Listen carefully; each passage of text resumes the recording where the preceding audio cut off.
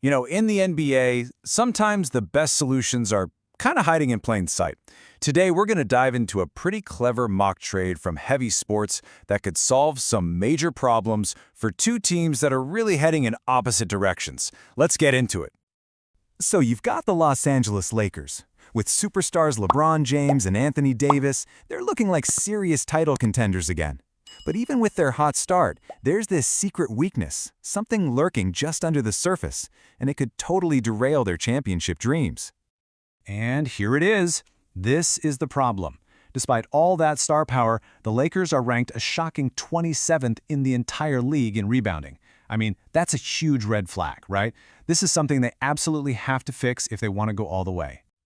Okay, so where do the Lakers turn for the help they so desperately need on the boards?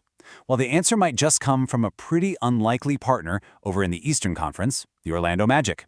Turns out the Magic have exactly what the Lakers are missing, which makes them, well, perfect trade partners.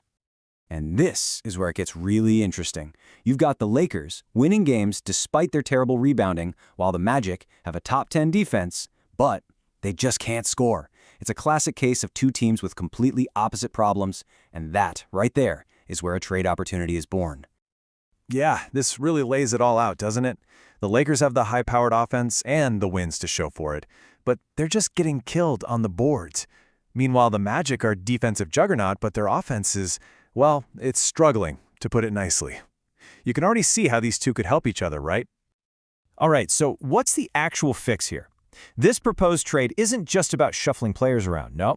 It's a really smart strategic move that hits each team's biggest weakness with the other's strength. So what's the magic bullet? What's the one single move that could fix both of these problems at the same time? How do the Lakers get their rebounder and the Magic get a score in one clean deal? Okay, so here it is, the trade proposal. The Magic would get Jared Vanderbilt, Dalton Knecht, and a future second-round pick. In return, the Lakers receive Goga Bitadze and Jet Howard. On the surface, it looks pretty straightforward, but the thinking behind it, that's what makes it so smart. All right, let's break this down, starting with the Lakers. For them, this trade is really all about one thing: beefing up their front court and finally fixing that glaring rebounding problem. For the Lakers, the key to this whole thing, the real prize, is Goga Bitadze. He's the guy who can step in on day one and immediately address their biggest weakness. So let's talk about why Bitadze is such a big deal for LA. Right now, whenever Anthony Davis sits on the bench, their rebounding just falls off a cliff. Bitadze is a massive upgrade over their current backup, Jackson Hayes, and he gives them a reliable body in the paint when AD needs a breather. And look, the numbers totally back this up. Bitadze is widely seen as one of the better backup centers in the NBA. He was grabbing almost 7 rebounds a game in limited minutes last season. He's a solid defender, and he's basically the perfect puzzle piece to help the Lakers solve their rebounding nightmare. Okay, so it's a no-brainer for the Lakers. But what about the Magic? Why on earth would they trade away a solid player like Bitadze? Well, it all comes down to taking a calculated risk to fix their own biggest issue, a serious lack of scoring. The Magic are just desperate for shooting, and that's where Dalton Knecht comes in. For Orlando, he's the big prize in this deal. He's a young guy with a ton of offensive potential, and he could be the kind of shooter they've been searching for. Now here's the catch. Knecht is really struggling this season. He's only shooting 20% from 3. But the Magic aren't trading for the player he is today. This is a bet on the future. They're banking on his potential to become that knockdown shooter they need. And this isn't just the Knicks show. The Magic also get a future draft pick and Jared Vanderbilt. Plus, with Moritz Wagner coming back from injury, Bitadze suddenly becomes a bit expendable.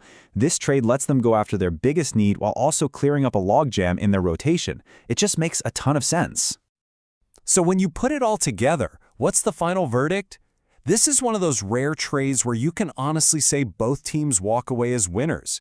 It really is a true win-win scenario that helps both the Lakers and the Magic take a step in the right direction.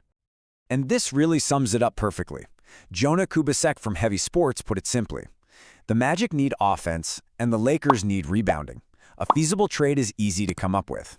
It's just a simple, elegant solution to two very different, very big problems. A trade like this really makes you think about the bigger picture of team building in the NBA. Is it always about chasing the biggest superstars? Or can you build a true champion by making these smart, targeted moves for the right role players? Is finding that perfect puzzle piece on someone else's bench maybe the most underrated strategy in the whole league? It's definitely something to think about.